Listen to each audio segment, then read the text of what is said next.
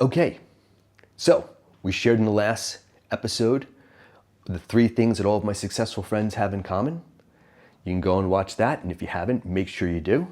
Now I want to share with you the 3 things that all of my friends who are successful financially and have financial means to do whatever they want, kind of like what I'm doing now. I travel around the world. I get to enjoy my life every day. I've stopped working at 58 and really enjoying my life. And the reason I did that was because I paid attention to these 3 things. And it's only 3 things. So the first thing that all of my friends have in common that have money is they understand that there's 100 pennies in every dollar. Now, that might not sound like a lot of good information. And when I was told it for the first time by a friend of mine, I didn't understand it too, until I started to open up my business and realized that, you know what, if I ordered and waited for 2 weeks for my order to come in, I could save about 10%, about 10 pennies out of every dollar just by planning ahead. When I started realizing that, if I ordered something and got it maybe a little bit earlier, like maybe an early bird dinner, or another good one, you ever want to eat at a great Michelin star restaurant but can't afford dinner? Go for lunch. They're going to serve you the same menu and you're going to pay a fraction of the price, but have the same experience. These things can allow you to live the life that you love. My friends who don't have money, they spend the 100 pennies in the dollar and then put it on a credit card and are trying to figure out where those extra pennies are coming from to pay the interest. So I've had a credit card my whole life. That has made me successful. All of my unsuccessful friends financially think that credit cards are the problem.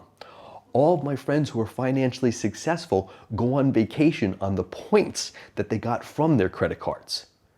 It's not the credit card that's the problem. It's understanding how to use it and realizing that there's 100 pennies in every dollar. And if you've already spent them, you don't have money for the interest. And if you can save just a couple pennies every time you make a purchase, that's going to add up over time and become thousands of dollars. Maybe you get a car that isn't as big of a car payment as what you want, because that's going to save you a lot of money.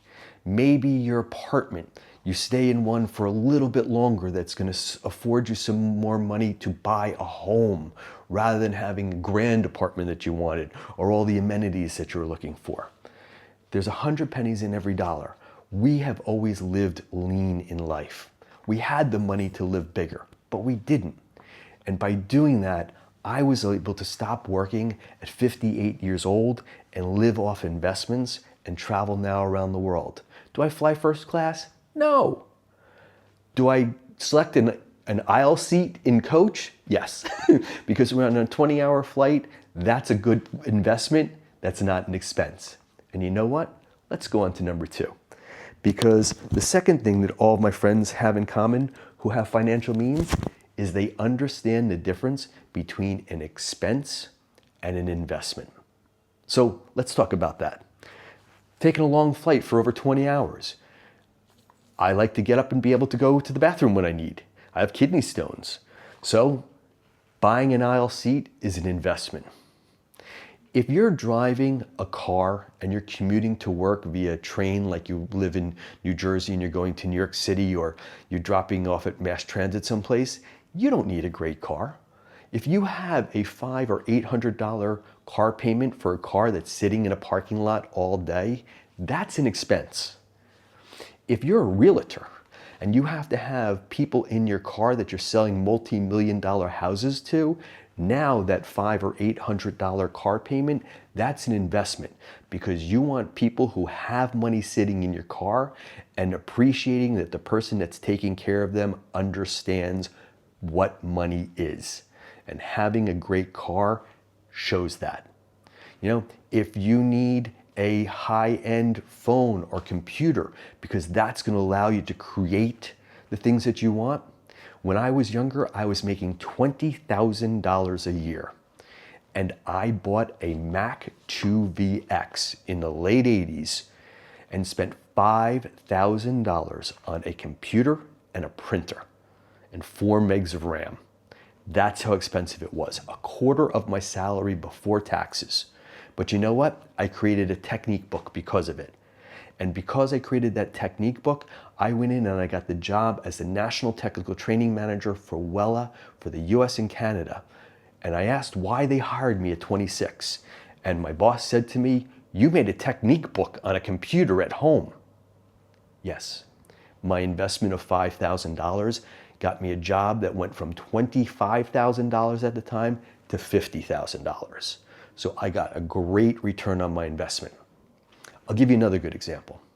When I go to conferences and I'm invited to speak at them, I am most likely to go across the street at lunchtime, if lunch is not provided, and get a Subway sub at Subway, because I know I can get something that is cheap. I can get something that is the healthiest thing I could find outside a convention center.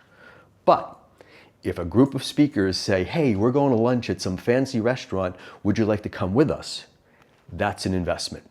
Now, will I spend $100 on my lunch instead of a $7 or $8 or $10 sandwich? Absolutely. And the reason I'm going to is because that lunch is going to allow me to get time and hang out with friends, or people who are not friends yet, but people who are fellow speakers, and allow me to get the time and exposure to them that can turn that into friends and turn that into a future job. It's an investment, that lunch. It's not an expense. I had a friend of mine one time who grew up very, very poor. So poor that he wasn't even able to afford sports equipment to play the sports that he wanted to when he was younger. And one day he said to me, "I'm going on vacation." I said, "Where are you going on vacation?" He said, "I'm going to Hawaii and I'm staying at the Four Seasons." I looked at him, I said, "Why are you staying at the Four Seasons in Hawaii? I mean, that's got to be the most expensive place to stay on that island." And he said to me, "Do you know who hangs out at that pool?" And he was right. He came back with contacts of people that he could never have gotten exposure from or to, because he was with them at the pool, hanging out, and one of their equals. Another friend used to say to me that he only flies first class. And I said to him, "Why do you fly first class? Do you pay for it yourself?" He said, "Oh yeah, I pay for it myself." I'm like, "Why do you spend all that money?" He said, "Because all of my clients are sitting in first class." So every flight, instead of sitting in the back playing solitaire on his phone because he's sitting in coach, he was up front in first class, networking, meeting people that allowed him to get more jobs, more opportunity, and make more money for his family. This is something that once you understand, is it an investment or is it an expense? Dressing up for work is an investment. It's not an expense, especially when you're going to be promoted to a level higher, because you look great every day and you look like you deserve that promotion. Understand the difference. Don't have expenses. Make sure they're investments. The third thing that all of my successful friends who have financial means have in common is they understand that you can't live on tomorrow, but you can build on today. Let me explain that. All of my friends who don't have money, they're hoping they win the lottery. And every time they don't win, they're further in debt. My successful friends who do have money understand that if you put $20 away a week or $20 away a day, you can then, in 20 or 30 years, retire because you built on that money every day. There's something called compounding interest. The sooner you start saving, and I was very lucky, I understood this at a very, very young age. The first thing that I have done is I always put 15% of my income into a 401k, starting from when I was about 20 years old. I have invested, I'm now going to be 60 this year. So that's 40 years of putting money away. And it's the reason I can stand here today as a nearly 60-year-old man and be able to share with you from Da Nang, Vietnam, these ideas. I haven't been working. I have been able to financially support our family off of our investments because we put money away constantly. My wife did the same thing when she would work. She put money away, and it was unbelievable the amount of money after her 10-year employment or 9-year employment that she had in her 401k that will help support us forever. So, you can't live on tomorrow. You can't hope you're going to win the lottery, but you can build on today. So if you put $5 away today, $5 away this week, $20 away if you can do it, the more money you can put away every day and make sure that it is invested in something that's going to compound for you over time, it starts growing exponentially. There are people who have done this that now have so much money that they're going to die with more money than what they stopped when they were working. When they were working, their investment was A, and because it was so much, it's just going to keep growing exponentially, and they will never run out of money. It's a secret of the rich. This allows you to make money when you're sleeping. And once you're making money when you're sleeping, you will be making more money than you need when you're awake at an age of over 40 or over 50. Be aggressive. Put money away. Build on today. Don't wait for tomorrow. So those are my 3 ideas that I've learned from my friends who have financial success and financial means. Number 1, there's 100 pennies in every dollar.